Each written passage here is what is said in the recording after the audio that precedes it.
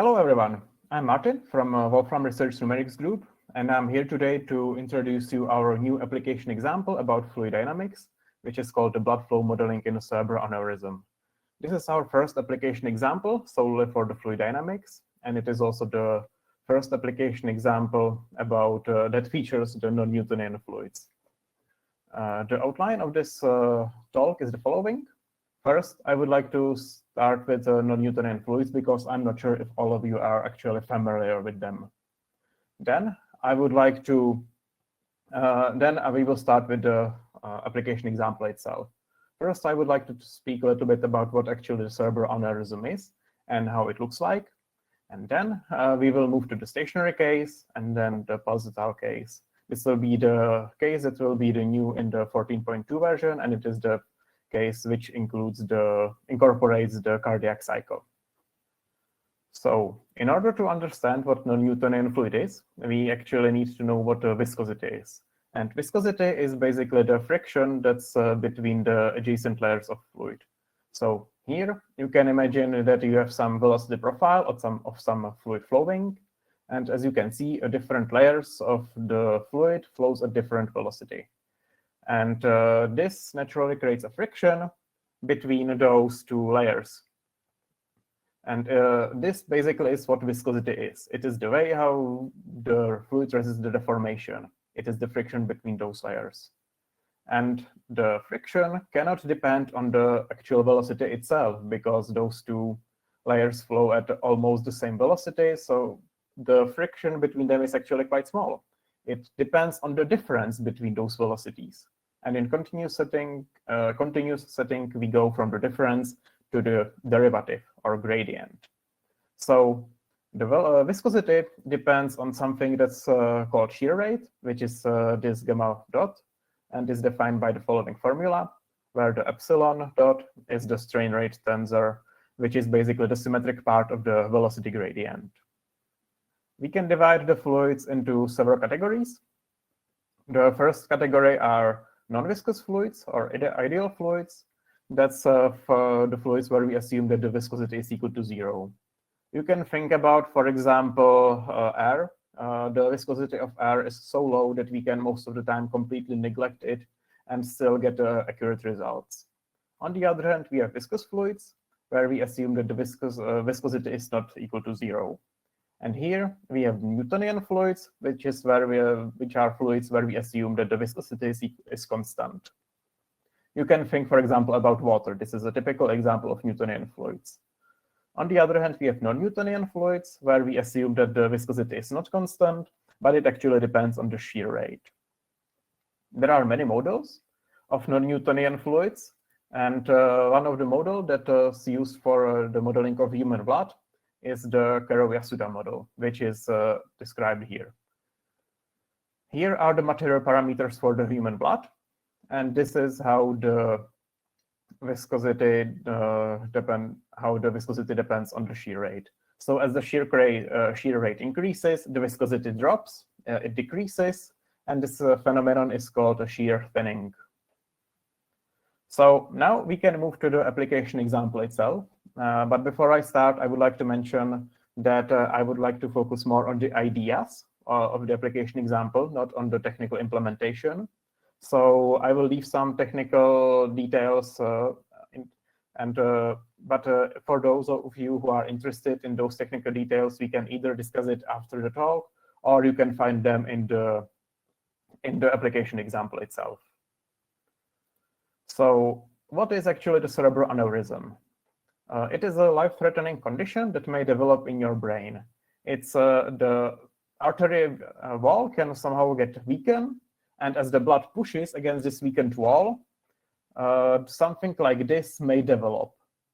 And if this develops, then you are in a bad spot because this may rupture, which then leads to bleeding in your brain, and there is a high probability that you will actually die. The mortality rate of the aneurysm is something like 40%, and even if you survive, then there is a high risk of long-term health problems. So it would be nice if we could somehow more understand what's actually happening inside the aneurysms, so that doctors can treat them better in a better way. And this is what this application example is about.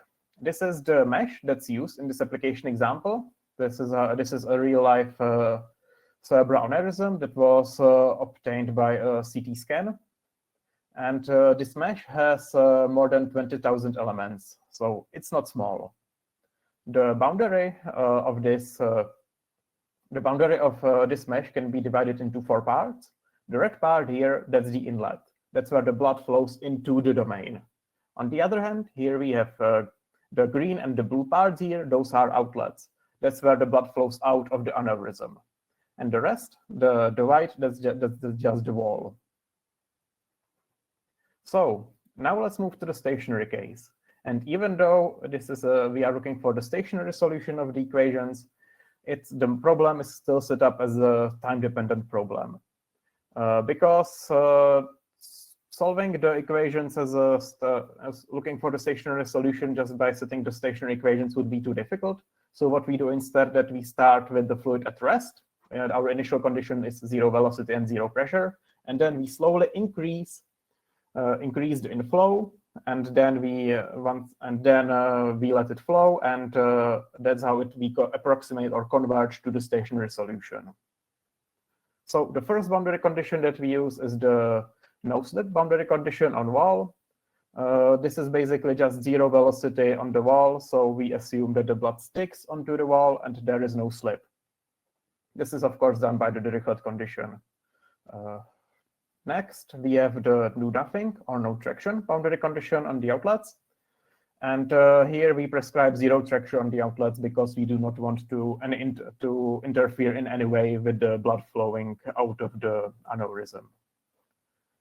We then have a boundary condition for the pressure. This is just to make the solution unique, because otherwise we would have infinitely many solutions. So we just take some arbitrary point in the domain, and we fix the pressure at this point. And then the last boundary condition that we have is the inlet boundary condition.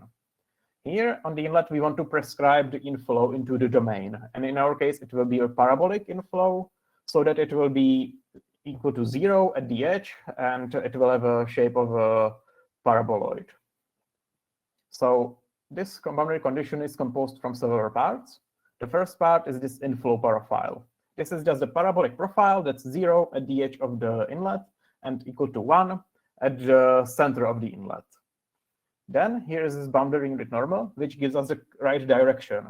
This gives us the right direction of the inlet so that the parabolic profile is in the right direction, and the blood flows actually correctly into the aneurysm.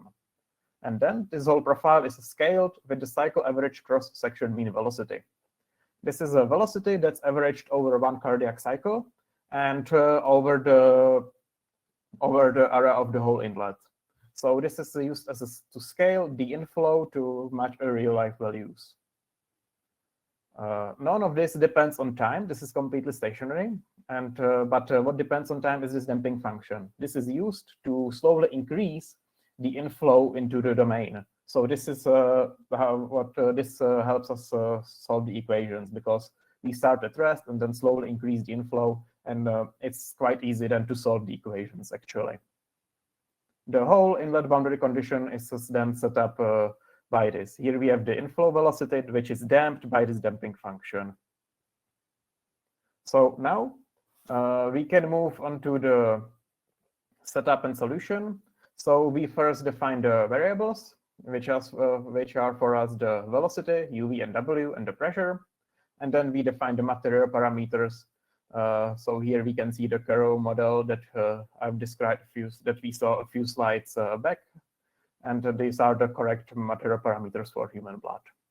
Then we use the fluid flow PD component to generate the equations with the correct boundary conditions.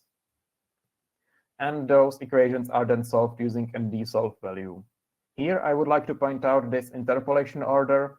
We interpolate the velocity is a piecewise quadratic, while the pressure is piecewise linear. This is what it's called the Taylor-Hood finite element, and it's probably the most common and most popular choice in the fluid dynamics.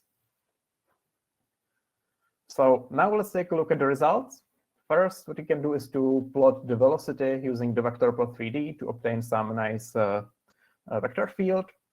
Here we see that the inlet is indeed inlet and outlets are indeed outlets.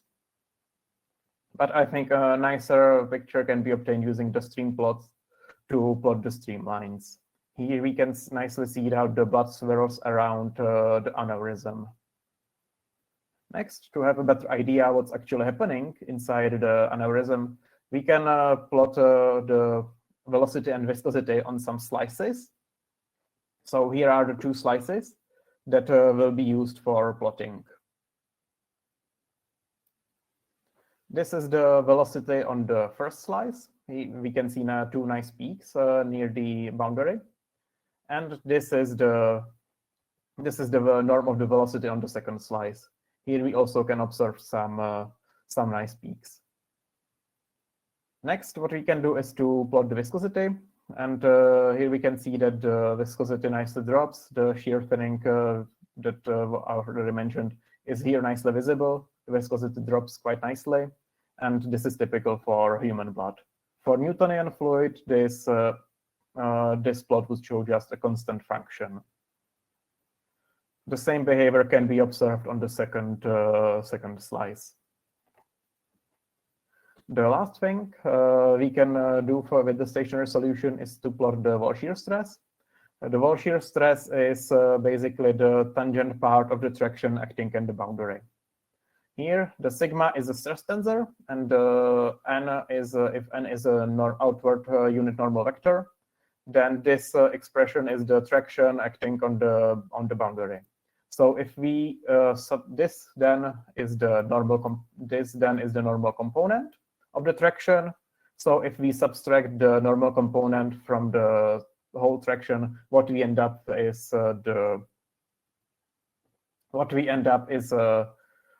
only the tangent part. And this is what is called the wall shear stress. And this is how the norm of the wall shear stress looks like. Here, I would like to mention one thing. The problem with wall shear stress is that it is sensitive to mesh refinement. So you need a really fine mesh to obtain accurate results. In this application example, we focus more on the performance. So because we wanted that so that you can actually run the application example on your average laptop. So the mesh we could use in this application example is actually quite coarse. So the results that are present here are actually not so accurate. But this is not caused by the Wolfram language or any of the methods that we use here. This is just the property of the wall shear stress, which is really sensitive to the mesh refinement, and you would need much finer mesh to obtain a more accurate solution, more accurate results. So now let's move to the posital case. And since the stationary case was already set up as a time-dependent problem, we can actually reuse some parts of the code. So what we only have to do is to change two boundary conditions. The first one is the inlet boundary condition, which now will incorporate the cardiac cycle. Here are real-life data that were obtained by ultrasound from some artery and represents the velocity during one cardiac cycle. Here, this nice peak, that's the 1 beat of a heart. What will be useful is this cardiac cycle time. This is the time length of the one cardiac cycle, so it's less than 1 second. In order to use that data in computation, we actually have to make them continuous, and there are two ways how to do it. First, we can use interpolation, and the second way how to do it is to use a fit. The interpolation nicely interpolates all those data and nicely matches everything that's here.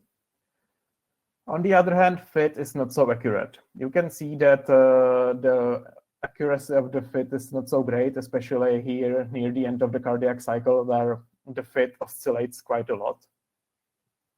But the huge benefit of the fit is that it offers much better performance.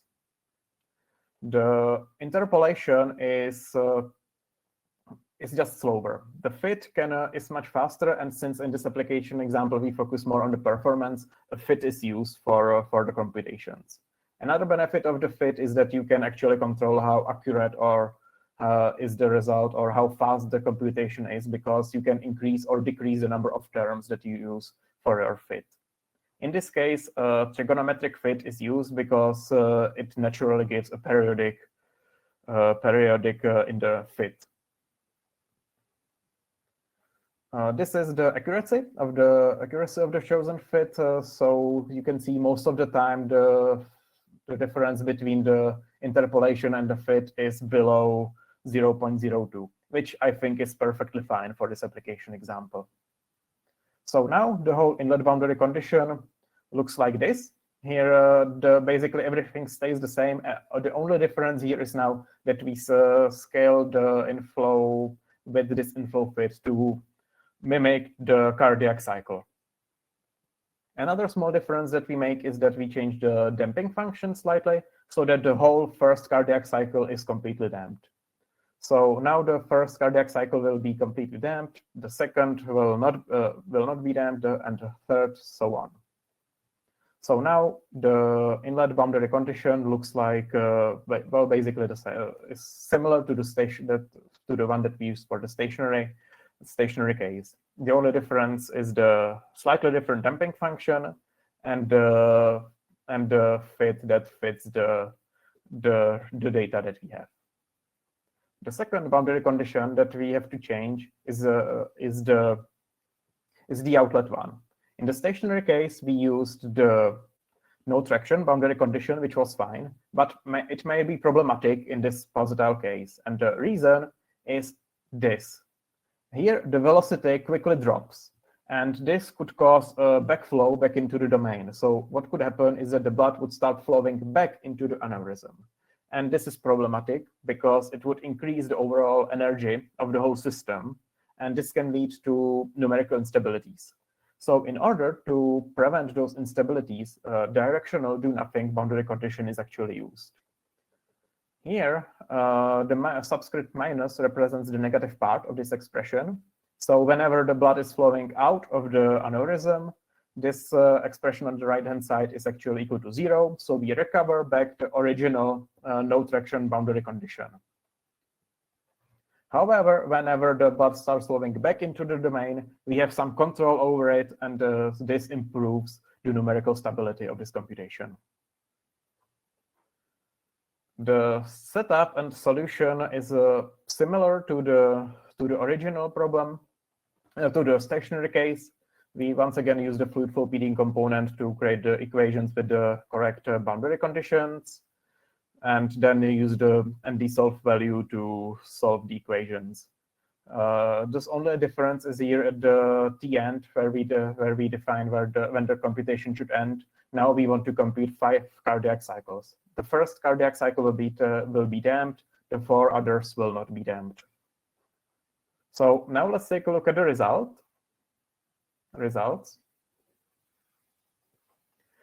And first thing we do is that we sample some times at which we will then sample the velocity.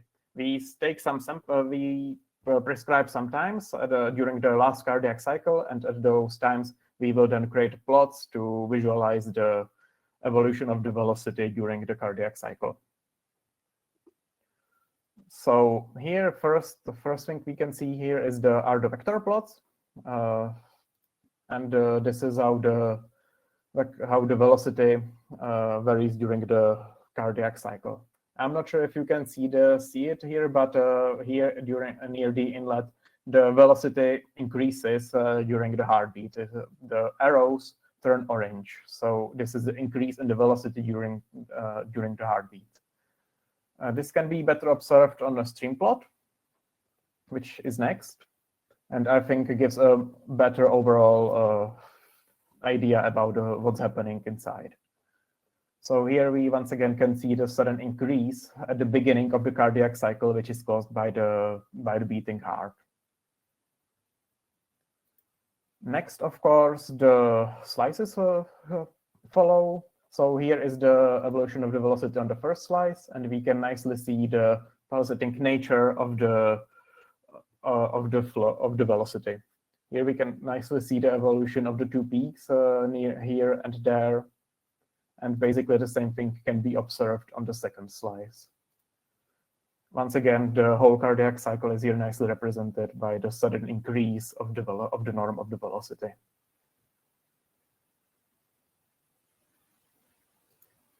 The same thing can be then observed for the viscosity, but now we observe the decrease in the viscosity. For the velocity, we saw an increase, but for the viscosity, we see a decrease. The viscosity actually decreases during the heartbeat, because as the velocity increases, the shear rate increases, and since blood is shear thinning fluid, the viscosity decreases. This can be also observed on the second slice. That's everything we have so far. The ultimate goal for this application example would be to actually predict where the rupture happens, but this turned out to be more complicated than we expected. We can compute where the prediction happens, but we have troubles to make it actually reasonably fast so that you can run it on your laptop, and you actually don't need some high-end desktop or even computational cluster. But I still have some one or two ideas that I would like to try. So maybe we will actually be able to do the prediction, but I don't want to make any promises here. Finally, I would like to thank a few people. The first one is Jana. She is a PhD student at Charles University, and this application example is based on her master's thesis. And we have had several discussions together, and she was always very helpful, so I would like to thank her. Next, I would like to thank Oliver from Wolfram Research. He helped me with the code, he gave me a lot of advices and feedback, and he was always very helpful, so thank you, Oliver. And that's all from me. I hope you have learned something new today, and if you have any questions, feel free to ask. I see a message in the chat from Gay Wilson. I hope your friend, thank you for advancing the research in this important topic. A friend of mine has cerebral aneurysm a few weeks ago. Thankfully, she is recovering well after physical therapy. I'm glad that your friend is doing well, and I hope she will make a full recovery. But I would like to stress here that this is not a novel research. This is based on a master's thesis of a friend of mine.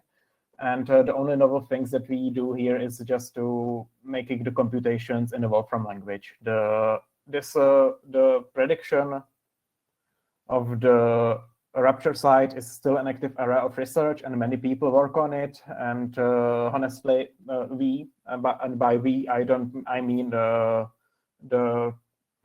scientists that work on it and the whole scientific community still can't make an accurate prediction. So this is a really difficult topic, and it's still an active area of research.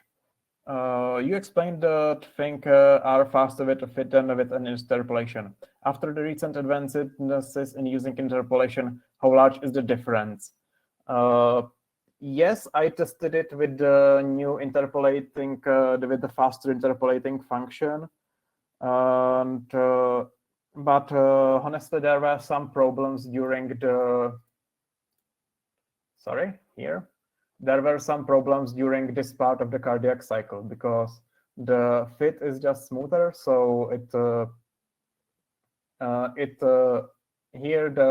were some troubles with the convergence during this part of this cardiac cycle that the fit does not have, because the fit is smoother. I don't recall what was the difference, because it's been a while since I did this comparison of interpolation and the fit. And also, I don't think you can generally tell the difference, because this really depends on how many terms you use for the fit. If here I use 10 sine and 10 cosine terms, but if I increased this number to, for example, 20, then this would of course negatively affect the performance. So this is it's really difficult to generally give the difference between the interpolation and the fit. Which convergence issues did you run into while solving the model, and how did you resolve those issues? The first issue that we had was during the stationary case, where at first we set up the whole problem as a purely stationary and tried to compute the stationary solution from the stationary equations. And we just couldn't we just couldn't solve it. So the way how we did it was to set up as a time-dependent problem, and then slowly increase the inflow using this damping function, and then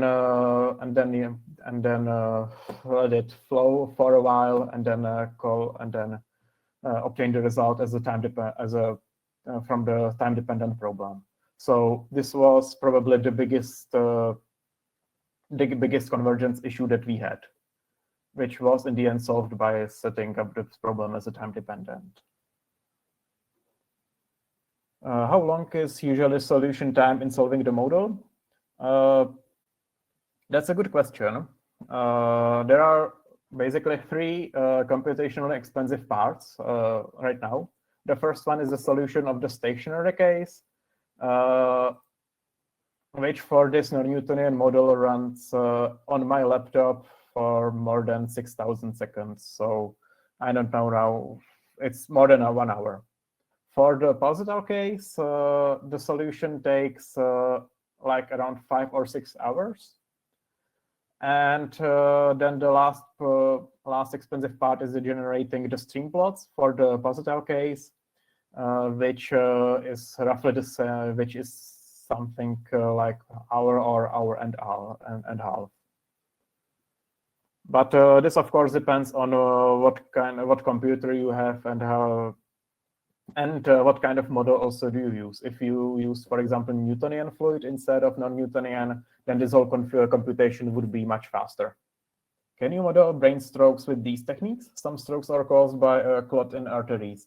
That happened to me and survived. I'm glad that you survived, and I hope you are doing well right now.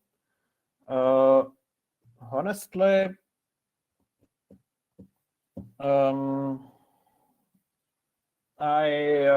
not sure. This is beyond my knowledge. I'm sorry. Maybe it's possible to do it, but I don't know. I'm sorry. I don't think I can answer this question correct. This question. Amazing project, even if it's just an implementation of Mathematica for now. Thank you. I also really like this project. I have to say that I really like the plots that come from this notebook. Very informative talk. Thank you. Thank you. Would it be possible to share the notebook? Yes, I think all notebooks from this conference will be then shared. So I think I will also share this notebook. However, as I've already mentioned, here I have skipped some technical details. So in order to actually run the whole notebook, you can't run it in the order that it's presented here. There is actually one last slide with those hidden technical details that I did not present here. But if you are interested in this, I think better than this notebook would be the application example that's published on in the PDEMO overview page. Here, the stationary case is already published, and the posital case will be published should be published with the 14.2 version. I don't see any new questions, and since the session is officially over, I guess we can end this.